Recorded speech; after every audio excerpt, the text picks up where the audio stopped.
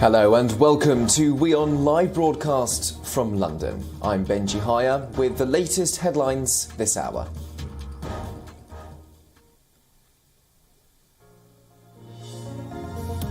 A leaked email exposes number 10 Downing Street to breaching lockdown rules back in 2020. The email reveals that Prime Minister Boris Johnson's staff were invited to number 10 Downing Street for a bring your own booze party.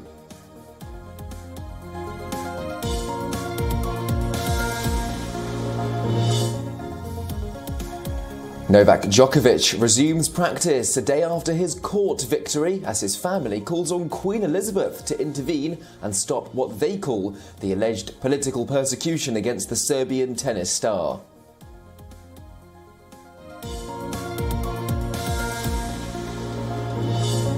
The United States reports 1.35 million new coronavirus infections on Monday. That's the highest daily total for any country in the world.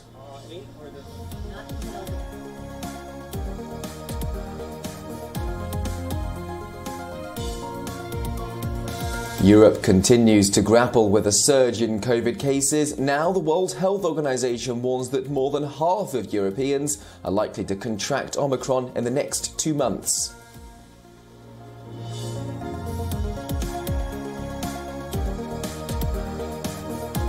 Kazakhstan's president says that a contingent of Russian-led forces will begin exiting the country in the next 2 days.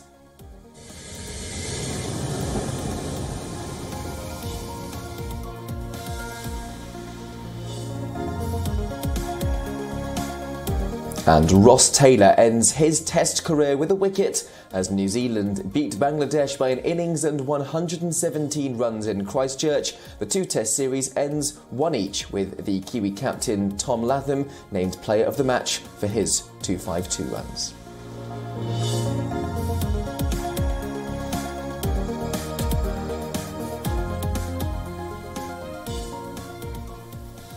The Prime Minister's residence in the United Kingdom has been once again accused of flouting COVID-19 restrictions which it imposed on the rest of the country.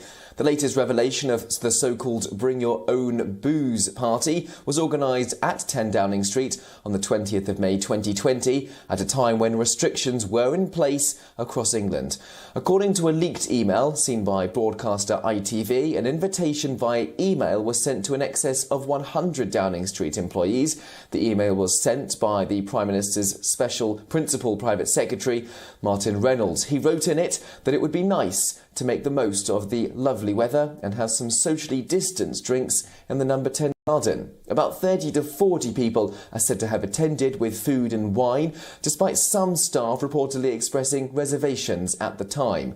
The Prime Minister is believed to have attended the party along with his wife, Carrie Johnson. Revelations about a series of parties in Downing Street have garnered popular derision and drawn criticism from opposition parties and citizens alike. At the time of this party, schools were shut to most pupils. Pubs, restaurants, bars were closed with strict controls on social mixing as well. People were prevented from bidding farewell in person to dying relatives. Police prosecuted others for having parties. The Prime Minister's office has not denied this ITV report. A senior government official, Sue Gray, is currently investigating the allegations of at least 5 parties held in government departments during a series of lockdowns. Our correspondent Chris Jones has sent us an update on the latest reaction to the leaked email and the questions raised on the emergence of these documents.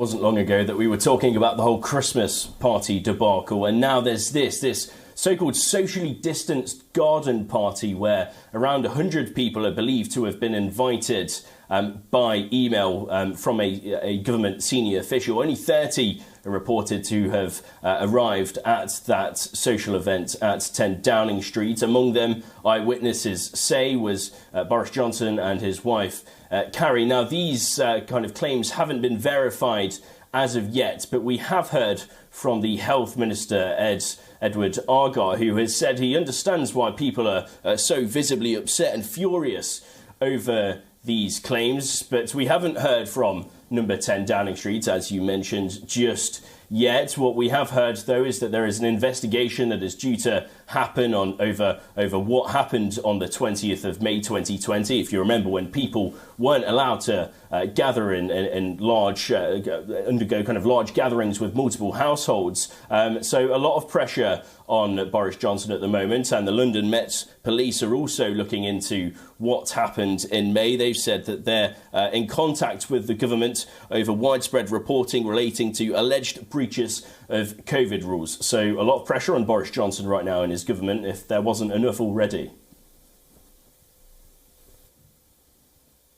Well, yeah, one controversy after another, that's perfectly put, really. We had the kind of sleaze scandal where MPs were found to have broken lobbying rules. That then led to a by-election in North Shropshire, an area in the UK that is predominantly Conservative, and they'd held that seat for well over 100 years. They lost that, and then that kind of put more pressure on Boris Johnson's leadership. Then, of course, we had the Christmas party debacle. All of this is really bringing into question Boris Johnson's prime ministerial role and whether he is kind of capable of continuing to take on that role. We've had a YouGov poll that's been published in the last kind of day or so, which kind of spoke to 1,000 Conservative members across the UK. They were asked to give their opinion on Boris Johnson, and it's found that around a third think that he should step down and that the Chancellor of the Exchequer, Rishi Sunak, would perhaps be better suited to the role. So there's an incredible amount of Boris Johnson of pressure on Boris Johnson and his government at the minute, and all eyes on what really happens next. Chris Jones with the latest there. Moving now to Australia, where the day after his legal victory to remain in the country, world number one tennis player Novak Djokovic is back to his training at the Australian Open venue. It's still unclear, though, if Djokovic will be able to participate in the tournament or whether the government will extend legal proceedings against the player. Australia's immigration minister has the power to revoke his visa and deport the Serbian Grand Slam winner. In a tweet, Novak Djokovic says that he's pleased and grateful that the judge overturned his visa cancellation for now. The 34-year-old added he's determined to stay in Melbourne and compete in the Australian Open, which starts in just 6 days. Djokovic entered Australia 6 days ago with a medical exemption from vaccination due to a positive COVID test on December 16th last year. After questioning at Melbourne Airport, officials decided that exemption was invalid, and Novak Djokovic was then transferred to a detention centre. However, a federal court judge yesterday reversed the decision and ordered the visa cancellation to be quashed, saying that the player had not been given enough time to respond to the government's decision. Novak Djokovic's father has even appealed to the Queen to intervene and stop what the family believes is political persecution.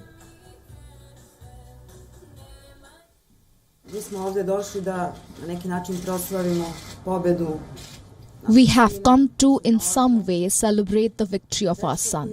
A young man who has learnt in his family not to tolerate lies, not to tolerate fraud. He's always fought for justice. He's not guilty of anything.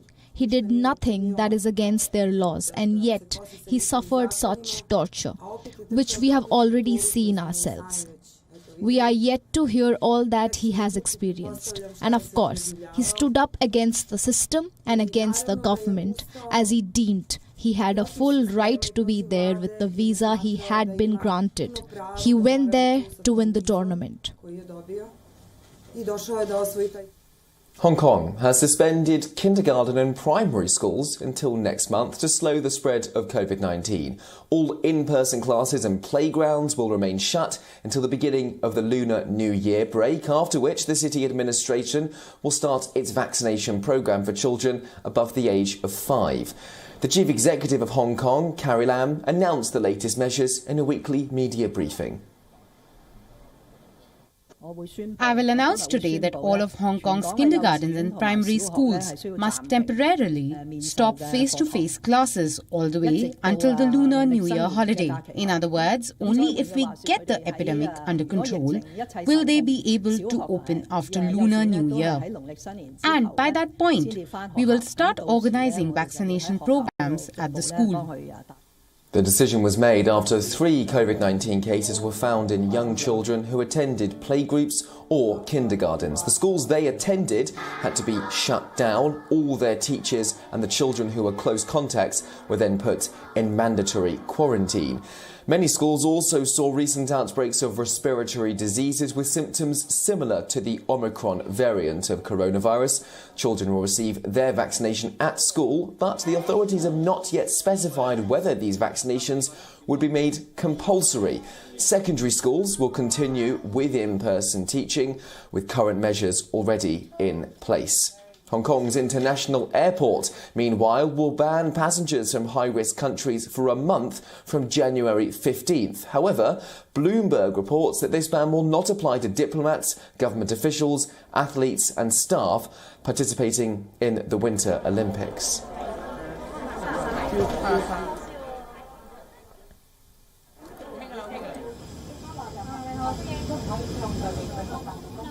Speaking of those Winter Games, China has locked down another city to stem the spread of Omicron. The city of Anyang in the Henan province has 5 million residents.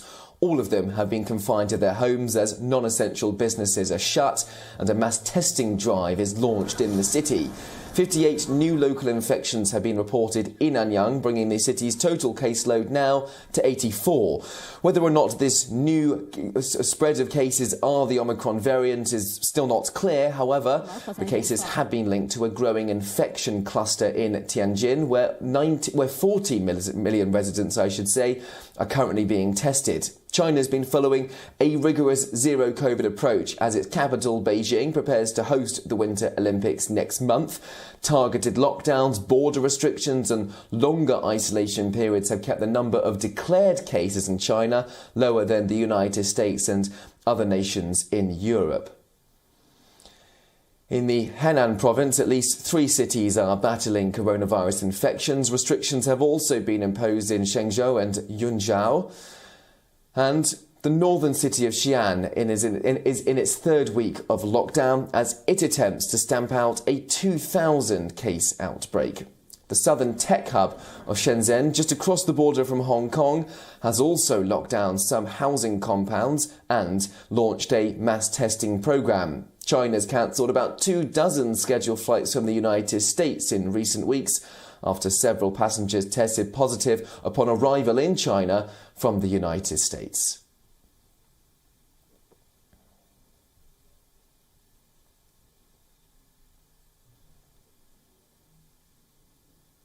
Next today, the Economic Community of West African States has effectively cut off Mali from the rest of West Africa.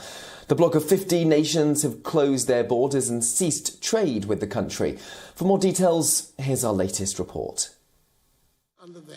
West African nations have significantly hardened their stance over Mali in what the region's 15-member bloc said was a response to an unacceptable delay in holding elections. On democracy and good governance. Following a 2020 military coup, Mali's interim authorities at the end of last year proposed holding elections in December 2025. Ahead of the Malian transition. That's instead of February this year as originally agreed with the Economic Community of West African States. After an emergency summit, ECOWAS said on Sunday it would close its members' borders with Mali, sever diplomatic ties and impose tough economic sanctions. Regional Monetary Union, UEMOA, has instructed all financial institutions under its umbrella to suspend Mali with immediate effect, severing the country's access to regional financial markets. Burkinabe President Roch Kabore. As much as we are aware of the complex situation of the country, we think that all political, economical and social reforms looking to reshape Mali can only be headed by democratically elected authorities. A statement on Malian state television in the early hours of Monday called the sanctions illegal and illegitimate. The interim government has vowed to close its side of the border with ECOWAS member states, recall its ambassadors and reserve the right to reconsider its memberships of ECOWAS and UEMOA.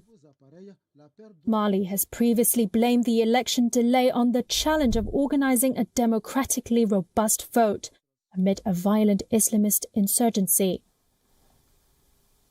Video game maker Take-Two Interactive Software Incorporated has announced its intent to buy the developer of Farmville for more than $12 billion in what could be the biggest acquisition in video game history.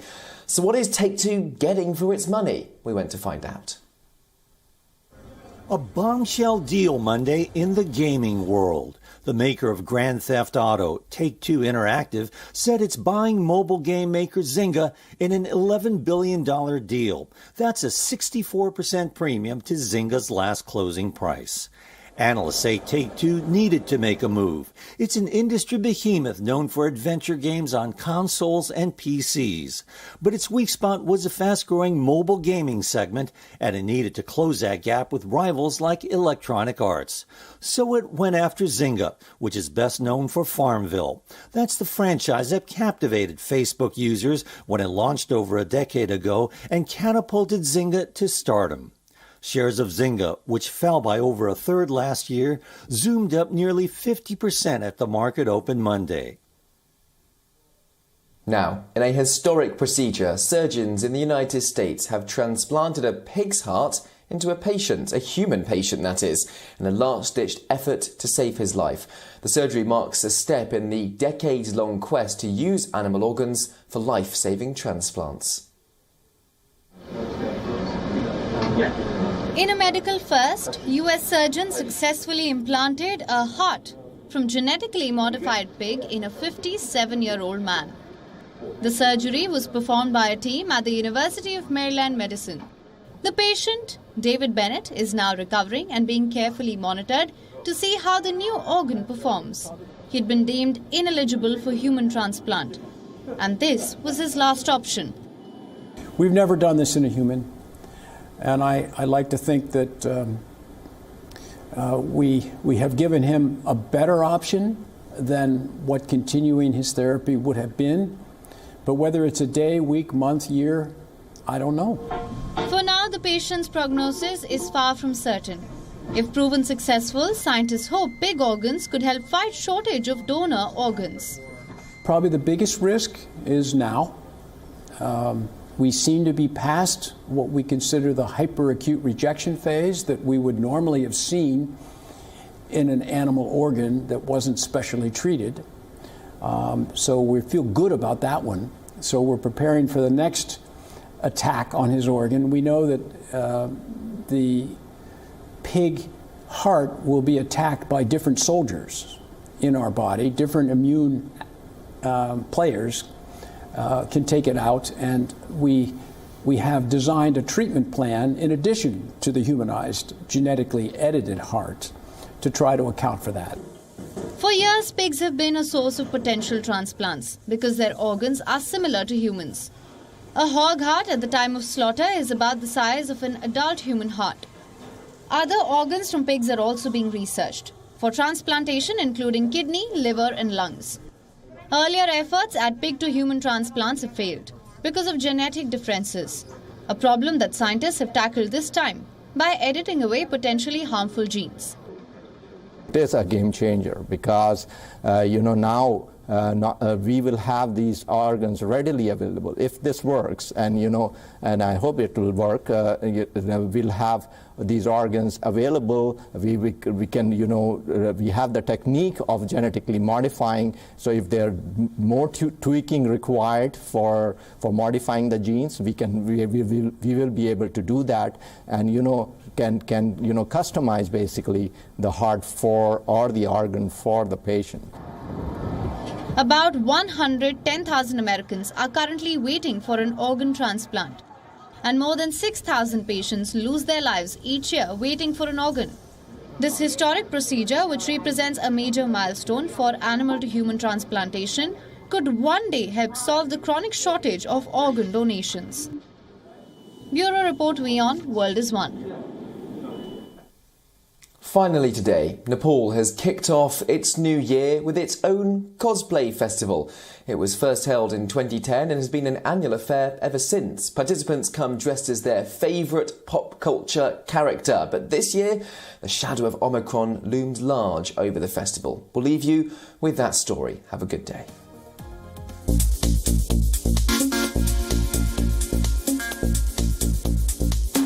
They're ready to save the world, or at least they look like it. Welcome to Nepal's annual cosplay festival, or as the locals call it, Otaku Jatra. It's a wonderland for pop culture fanatics. You get to dress up as your favorite fictional character, break out your horns, bust out your gigantic axe, because anything goes at the Otaku Jatra. Last year, COVID-19 cancelled the festival, but this time it's back with a bang. Thousands of fans thronged the cosplay venue in Kathmandu.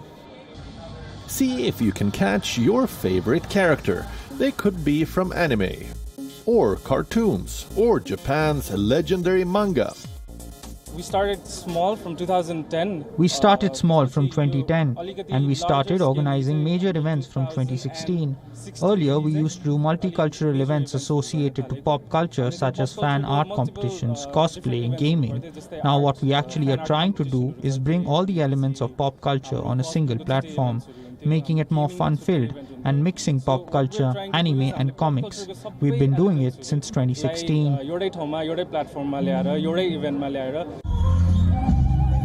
What do these fans do after dressing up? Well, there's roleplay, there's music, dance and some online gaming as well. But for most of these fans, it's all about the experience.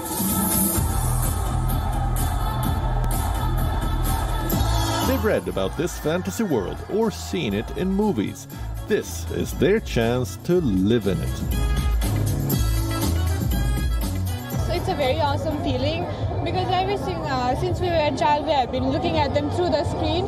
But when we see them in real life, it kind of feels like we are living our dream. It doesn't really feel like reality. As always, some fans go the extra mile. They get the extra makeup or that ultra-real costume. They've compiled the best looks from Nepal's Otaku Jatra. Cosplay is a relatively late entrant in Nepal. Its origins trace back to the early 20th century in New York. Back then, sci-fi conventions were taking over. The costumes were rudimentary, but the spirit was as infectious as today. The word cosplay, though, has a Japanese origin. It was coined in 1984, and since then it's conquered many societies. From multi-million-dollar Comic-Cons to small dress-up parties in your neighborhood. Cosplay is here to stay. South Asia Bureau, WION, World is One.